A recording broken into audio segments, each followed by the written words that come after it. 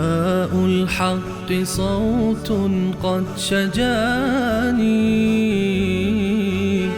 وبلغني الحقيقة والأماني وكان لي السبيل إلى المعالي ونورا للهداية والبيان.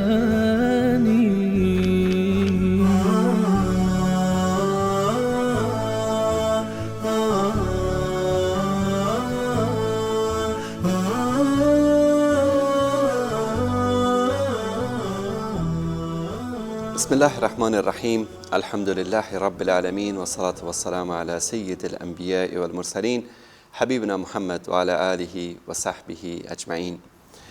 برادران و خواهران عزیز و گرامی، السلام علیکم و رحمت الله و برکاته. در برنامه امروز می‌خواهیم در مورد دعا صحبت بکنیم. دعا یکی از عبادت‌های بزرگی که الله سبحانه و تعالی برای ما این عبادت بزرگ رو هدیه کرده و به ما اجازه داده که دعا بکنیم و از الله سبحانه و تعالی مستقیما خواسته های خودمان را بخواهیم.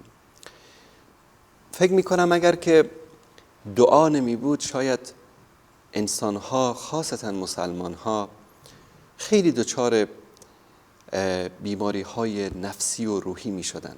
اگر این تضرع و زاری به درگاه الله سبحانه و تعالی نمی بود، مظلومان و ستمدیدگان چگونه اون غضب و اون درد و رنج درونی خودشون رو بازگو می کردن. اگر دعا نمی بود چطور انسانهایی که دچار سختی و مشکلات هستند در نیمه های شب به درگاه الله سبحانه و تعالی این سختی ها و مشکلات خود را بیان می کردن و برای حل آن از الله سبحانه و تعالی یاری و مدد می جستن. اگر دعا نمی بود، اگر این عبادت بزرگی که الله سبحانه و تعالی برای ما قرار داده نمی بود، شاید انسان ها از غم و اندوه می مردند. اما همین دعاست که انسان به وسیله دعا و به وسیله خواستن از الله سبحانه و تعالی و زاری و تضرع و دعا به درگاه الله سبحانه و تعالی غم و اندوه و اون فشار روحی و جسمی که در مسیر زندگی بر انسان وجود داره رو کاهش میده و یا از بین میبره. در دعاست که انسان احساس آرامش میکنه، احساس نیاز به پروردگاری میکنه که تمام اختیارات آسمان ها و زمین در نزد اوست و در قبضه اوست و در دست اوست. دعا یکی از عبادت های بزرگ است، عبادتی که الله سبحانه و تعالی این عبادت بزرگ رو جز عظیمترین و بزرگترین عبادات قرار داده است.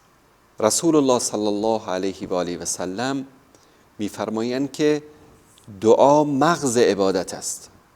شما تصور بکنید اختیار همه جسم انسان به دست مغز است. این مغز است که انسان میتواند دستش را تکان دهد، قدم بزند، حرف بزند، ببیند، بشنود، تحلیل آن چیزایی که انسان میبیند، میشنود، همه اینها به دوش مغز است. اگر این مغز نباشد انسان به اندازه یک چوب خشکی هم ارزش ندارد. این مغز است که همه بدن انسان رو به حرکت درآورده. این مغز است که همه آنچه را که حواسهای ما میبیند و میشنود و لمس میکند تحلیل و بررسی مینماید. گذشته ما، علم ما، همه ما برمیگردد به چی؟ همه اینها برمیگردد به مغز. دعا مغز عبادت است. ما ببینید در همه عبادات دعا داریم. در نماز، از شروع نماز تا پایان نماز همش دعا است. این سوره حمدی که میخوانیم در هر رکعت نماز دعا هست. شروع استفتاح نماز ما دعا هست، تشهد ما دعا هست، قبل از اذان، بعد از اذان، بین اذان و اقامه، وقت افطار، در ماه مبارک رمضان، در موسم حج، خاصا در حج که همه شعارها و همه عباداتی که ما در روزهای محدد حج انجام میدهیم آمیخته با چی است؟ با دعا هست. برای نزدیکانمان طلب میکنیم سلامتی، آسایش، تندرستی، موفقیت. به وسیله چی؟ به وسیله دعا. پس دعا اصل و اساس در همه عبادات هست و اگر دعا نباشد بقیه عبادت ها ارزشی ندارد. پس به همین دلیل رسول الله صلی الله علیه وسلم فرمودند که دعا مغز عبادت است. الله سبحانه و تعالی در سوره غافر آیه 60 می‌فرماید و قال ربکم، پروردگار شما می‌فرماید ادعونی استجب لکم، مرا در دعا بخوانید تا شما را اجابت کنم. ان الذين یستکبرون عن عبادتی، کسانی که از عبادت الله سبحانه و تعالی دوری میکنند و تکبر میکنند سیدخلون جهنم داخرین، اینها چی میشن؟ وارد دوزخ میشن، وارد جهنم میشن با خفت و خواری. کسی که تکبر بکنه، دوری بکنه از دعا در پیشگاه الله سبحانه و تعالی. چه مژده زیبایی است، چه عبادت آسانی است که انسان پروردگار خودش را بخواند، از او بخواهد. پروردگاری که بدون هیچ وسیله و واسطه میگه ادعونی استجب لکم، مرا بخوانید تا شما را اجابت بکنم. و چه تهدید خطرناکی و چه تهدید بزرگی به کسانی که در دعایشان الله سبحانه و تعالی را نمیخوانند و به سوی واسطه های باطل میروند و از من دون الله میخوانند و از من دون الله کمک میجویند و او را میخوانند و من دون الله را واسطه بین خودشان و بین الله سبحانه و تعالی قرار میدن و گاهی اوقات مستقیما از من دون الله میخوانند. چه تهدید شدید، چه وعید دردناک و چه انذار وحشتناکی در انتظار کسانی است که به سوی غیر الله میروند و از غیر الله میخواهند. الله سبحانه و تعالی میفرماید که کسانی که استکبار میکنن، یعنی این عمل رو شاید یک شخصی به عنوان تکبر انجام ندهد، اما الله سبحانه و تعالی اسم اون رو استکبار گذاشته. چرا؟ چون وقتی که شما پروردگاری که شما رو خلق کرده است، پروردگاری که به شما روزی میدهد، پروردگاری که به شما همه امکانات رو در بدن شما، در زندگی شما آماده کرده، شما او رو رها میکنی، میری به درگاه امام و امامزاده و پیر و ولی و غیره از آنها میخواهی، این استکبار است. حتی من مثال ساده بزنم که شما عزیزان متوجه بشید. در زندگی روزمره و عادی خودتان، رئیس اداره‌ای که شما در اونجا کار میکنید یا صاحب خانه شما یا شخص مهمی در کوچه شما یا هر انسانی که به شما نیکی کرده، به شما احسان کرده، به شما کمک مالی کرده، مشکلات شما را حل کرده، اما شما به اون هیچ توجه نکنید، برید به سراغ کسی که برای شما هیچ کاری نکرده، به اون احترام بگذاری، به اون اهتمام بدی، به اون توجه بیشتر بکنی، آیا اون شخص ازت ناراحت نمی شود؟ آیا اون شخص به دل نمیگیره که بابا من به این کمک کردم، من به داد این رسیدم، من مشکلات این را حل کردم، در روزی که هیچ کس در کنارش نبود من کنارش وایسادم، الان که مشکلاتش حل شده، در رفاه و آسایش است، منو رها کرده، به من اصلا توجه نمیکنه، میره به سراغ کسی دیگه، به کسی دیگه توجه میکنه. طبیعت انسان اینطوری است که ناراحت میشه.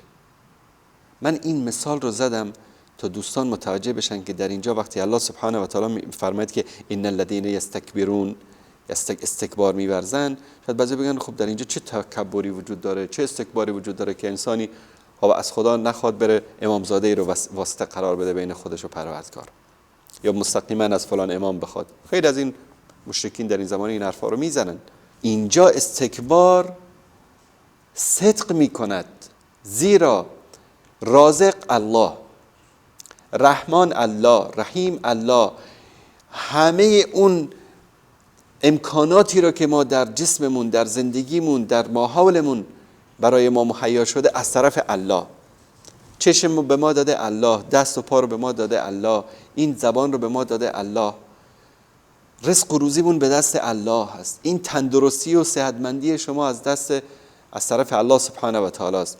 او را رها بکنی، بعد بروی ای شیخ فلان، ای امام فلان، ای فلان زیارت به دادم برس. خب این استکبار هست یا نیست؟ 100% استکبار است.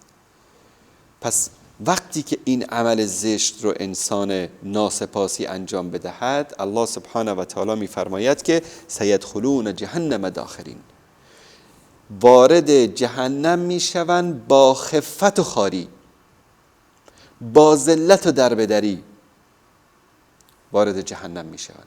کسانی که در مقابل الله سبحانه و تعالی استکبار بکنن از عبادتش، دوری بکنن از عبادتش. و این عبادت چی است؟ دعا. این آیه برای ما ثابت میکنه که دعا عبادت است. چون این رو برای این خدمت شما عزیزان بیان کردم و این آیه رو انتخاب کردم و توضیح دادم که امروزه متاسفانه خیلی ها میان حقایق مسلم قرآن رو انکار میکنن، میگن دعا عبادت نیست. من میرم اونجا سر قبر مثلا فلان امام، فلان پیر، فلان شیخ دعا میکنم، گریه و زاری میکنم، او را واسطه و وسیله قرار میدم، این که عبادت نشد. کی گفته که این عبادت است؟ رسول الله صلی الله علیه و سلم میفرمایند این عمل مغز عبادت است. الله سبحانه و تعالی در این آیه مبارک میفرماید که این عبادت است. خوب دقت بکنید، قرآن باز بکنید، صفحه سوره غافر رو، آیه 60 رو دقیقاً بخوانید که الله سبحانه و تعالی میفرماید که وقال ربکم ادعونی استجب لکم.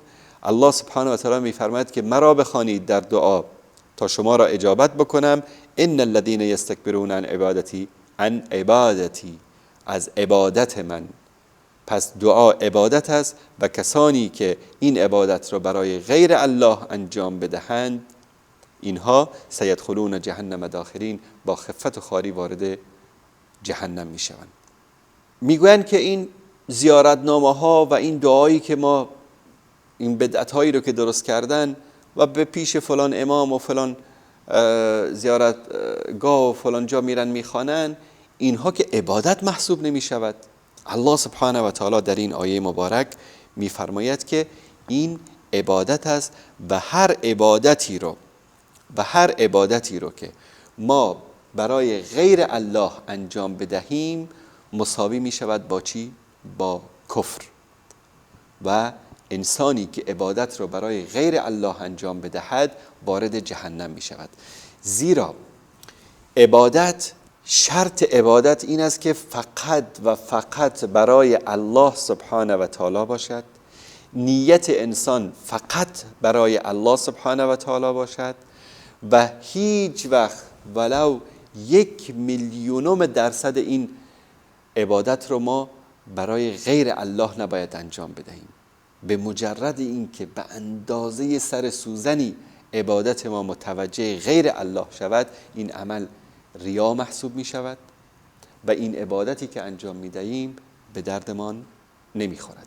پس انسان باید همه اعمالی رو که به عنوان عبادت انجام می دهد فقط و فقط برای الله سبحانه و تعالی انجام بده. این یک اصل است در دین. عبادت فقط برای الله سبحانه و تعالی است و دعایی که مغز عبادت است طبیعی است که باید 100% برای الله سبحانه و تعالی باشد. الله سبحانه و تعالی در سوره اعراف آیه 180 میفرماید که ولله الاسماء الحسنى فادعوه بها. الله سبحانه و تعالی نامهای نیکو دارد. این نامهای نیکو در کجاست؟ در قرآن کریم ذکر است، در احادیث شریف ذکر است و اکثریت مسلمان ها اطلاع دارن از این اسما. الرحمن و رحیم و مالک و رازق و جبار و قهار و رزاق، تا در بعضی از تابلوها هم شاید در خانه بعضی شما عزیزان وجود داشته باشد که 99 نام و صفت الله سبحانه و تعالی نوشته شده است. این نام ها و صفات الله سبحانه و تعالی است که الله متعال به ما امر می کند که وقتی که دعا می کنید، نمیگوید که وقتی که دعا می کنید برید به سر قبری، برید به زیارتی، برید فلان جا، برید نمیدونم فلانی رو واسطه و وسیله قرار بدید. نه، میگه که الله سبحانه و تعالی نامهای نیکویی دارد، صفات نیکویی دارد. شما به وسیله این اسما و صفات الله سبحانه و تعالی می توانید که دعا بکنید. میفرماید ولله الاسماء الحسنى فادعوه بها. الله سبحانه و تعالی را بخوانید، دعا بکنید به درگاه الله سبحانه و تعالی با این اسما و صفات الله سبحانه و تعالی.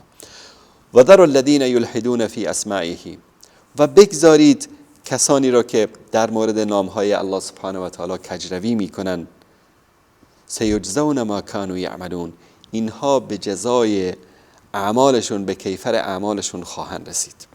در مورد دعا و اسما و صفات نکته مهمی رو که در اینجا میخوام خدمت شما عزیزان بیان بکنم، انتخاب اسما و صفات مناسب با دعای ما هست.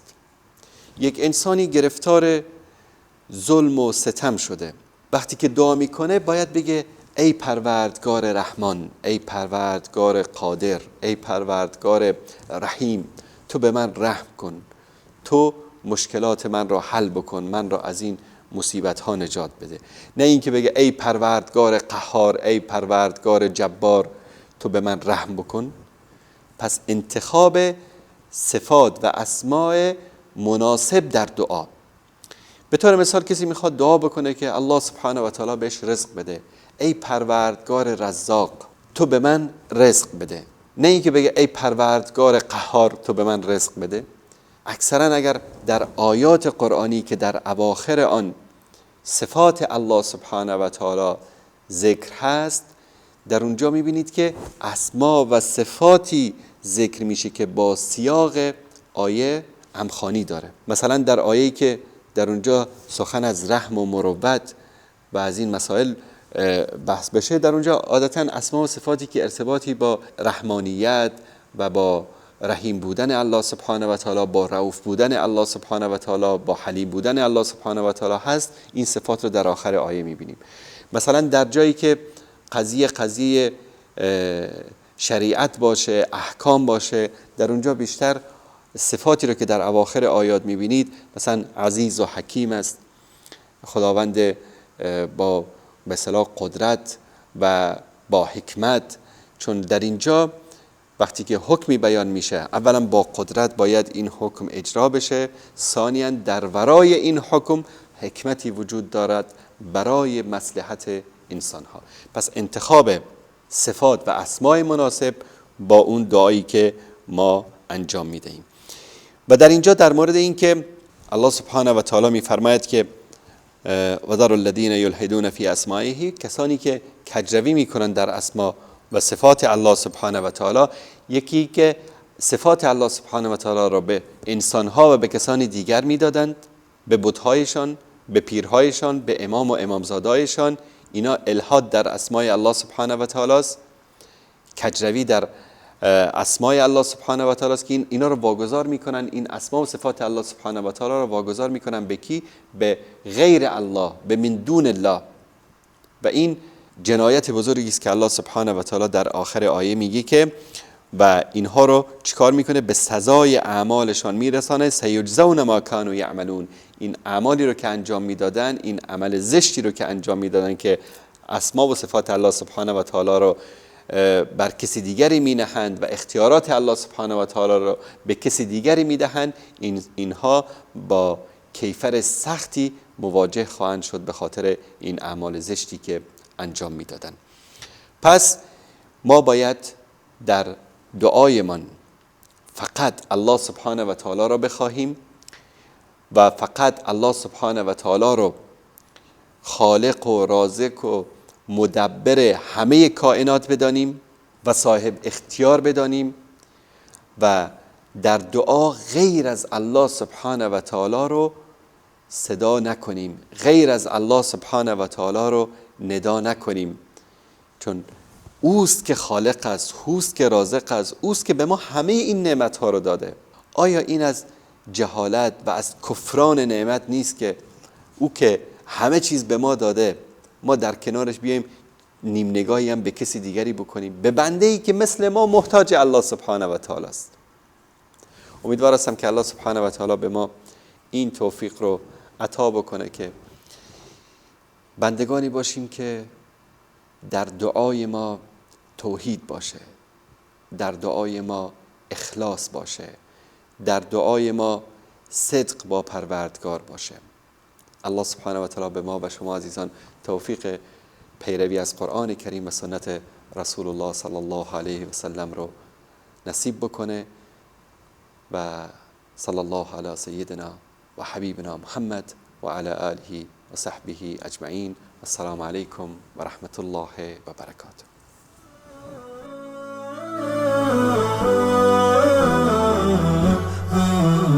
نداء الحق صوت قد شجاني وبلغني الحقيقة والأماني وكان لي السبيل إلى المعاني